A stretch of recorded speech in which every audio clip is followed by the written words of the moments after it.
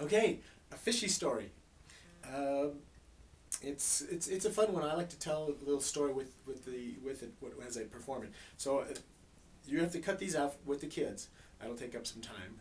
Cut them carefully for them along the lines out there. Leave the little fin at the top if you can. But let me do the story so you can kind of see how it flows. I made some bigger ones so you can see it a little bit easier. Okay. So first of all, I always like to start when you bring them out, bring out your things, even though you have the small ones. Don't bring them out together like this, because then they'll know that they're the same size to start off with. Now, how you start off with is you say, how many of you guys like to fish? You guys like to fish? You've been fishing. You've been fishing. Talk about a few fishing stories. And I said, well, you know what? When I was your age, I like to go fishing, and I went to the lake one time with my brother. But I was so proud. I was so happy. I caught the biggest fish at the lake that day. I was so proud of it. I caught the biggest fish that I ran all the way home with my fish to show my mom. And I said, Mom, look, I caught the biggest fish at the lake today. Look at that, it's so big, it's so big. My mom said, yeah, that is big. But then my brother came in just a moment later, and he said, no, Doug didn't catch the biggest fish at the lake, Mom. Look, I caught the biggest fish at the lake. Look, my fish is bigger than Doug's. I said, hey, wait a minute. When we were at the lake, it was my fish that was the bigger fish, not your fish. And he said, well, I don't know what to tell you now. Look, my fish is bigger than your fish. My fish is bigger. And my mom said, well, you know what, boys, stop arguing, because actually your fish are both exactly the same size. And she was right, because moms are smart like that. And they are. So here's how the illusion goes. You can do this on the floor. You can do it on a table. Have the kids come around.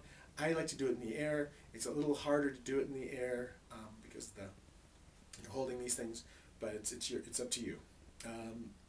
The whole secret is they are exactly the same size.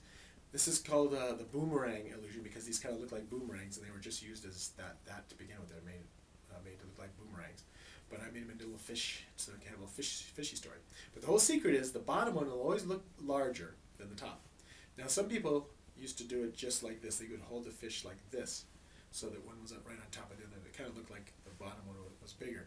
I never really got the illusion that well to me. It didn't look as good. I like to line the tails up. Line the tails up like this. And when you do that, the front end of the bottom one really sticks out. I mean, you get a really big difference.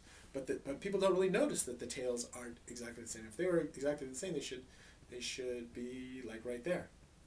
And still, the bottom one looks bigger, because you're comparing this arc is smaller than the top arc. And that's what you're doing. You're comparing the top arc of one to the bottom arc of the other. So that's why it looks disproportionate. All right, but just line up the bottom, tell the story, take the top one, slide underneath. I'm looking at the tails to line up the tails always. What happens is the front end sticks out. All right, so that's a fishy story, and kids get pretty wowed by it. Really, I've had sixth graders they were just floored by how does that work? I can't believe that it's that they're exactly the same size. So it's a fun one.